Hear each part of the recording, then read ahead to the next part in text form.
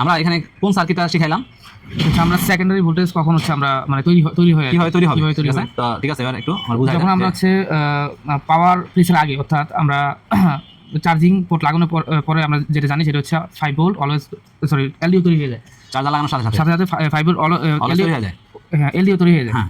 এখন 5 volt LDO তৈরি হয়ে গেলে তখন এখানে হচ্ছে আমাদের যে হচ্ছে মসফেট রয়েছে, হ্যাঁ, জেফেট এন চ্যানেল জেফেট। হ্যাঁ, এই এন চ্যানেল জেফেট কত ভোল্টেজ নিয়ে কাজ করে? 3 ভোল্ট 1.8 ভোল্ট, হ্যাঁ 5 ভোল্ট পর্যন্ত। হ্যাঁ, ছোট ভোল্ট নিয়ে লো ভোল্টেজ কাজ করে জেফেট। ওকে, তো এটা অলরেডি গেট করার কারণে আমাদের এখানে যে 12 ভোল্ট আছে এটা হচ্ছে অফ হয়ে আছে। এটা আপনার অফ কিভাবে হবে?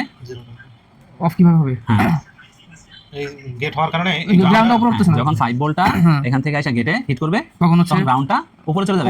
দেন ডাক দিয়া হ্যাঁ উপরে চলে যাবে। ওকে, যে কারণে এটা 12 ভোল্ট অফ হয়ে আছে। হ্যাঁ। অফ হওয়ার কারণে এখানে যখন এন চ্যানেল মসফেট আছে, এন চ্যানেল মসফেটের ক্ষেত্রে আমরা জানি হচ্ছে হাই ভোল্টেজ লাগবে। হাই ভোল্টেজ লাগবে আপ টু 10।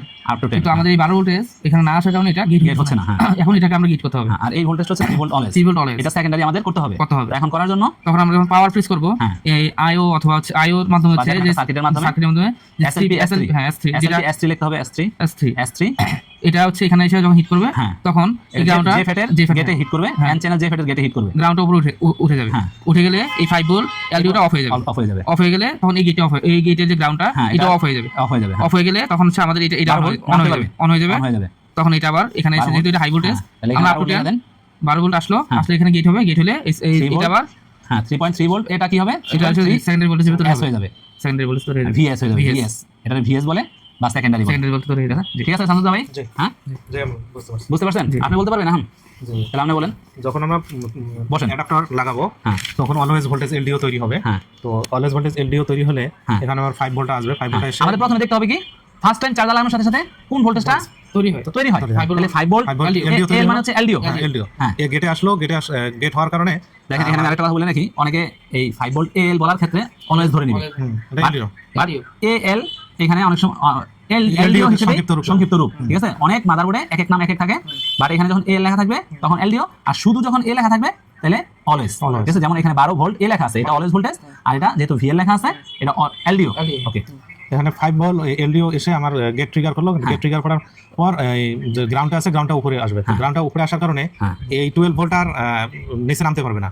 না নামতে পারার কারণে এটা বন্ধ থাকবে, গেট হবে না। গেট না হলে 3.3 যেটা অলওয়েজ আছে এটার আউটপুট আসবে না, ভিএস হতে পারবে না। এখন যদি আমি পাওয়ার বাটন প্রেস করি তাহলে এখানে আইও বা অন্য কোনো সার্কিট থেকে এখানে এই গেটটা ট্রিগার হওয়ার পরে এই জিরো গ্রাউন্ডটা উপরে উঠবে। তো গ্রাউন্ডটা যদি উপরে আসে তাহলে এই সার্কিটটা আমার গেট অফ হয়ে যাবে। গেট অফ হয়ে যাওয়ার কারণে তখন আমার 12 ভোল্টটা রিলিজ হয়ে যাবে। 12 ভোল্টটা যেতে পারবে। 12 ভোল্টটা এখানে যদি এসে ট্রিগার করে তখন আমার 3.3 ভোল্ট অলওয়েজটা ভিএস এ কনভার্ট হবে। 3.3 ভোল্ট ভিএস এ কনভার্ট হয়। তাহলে অ্যাজ লাইক এজ দেখেন এইখানে আমাদের আরো অনেকগুলা সেম সার্কিট আছে। তাহলে আপনি যদি একটা বুঝতে পারেন তাহলে 1.5 এরটা বুঝতে পারবেন, 1.05 এর আছে 1.05 এরটা বুঝতে পারবেন, 5 ভোল্টের সার্কিট আছে 5 ভোল্টের সার্কিট বুঝতে পারবেন, 3.3 ভোল্ট S_ জিপিইউ আছে সেটা বুঝতে পারবেন।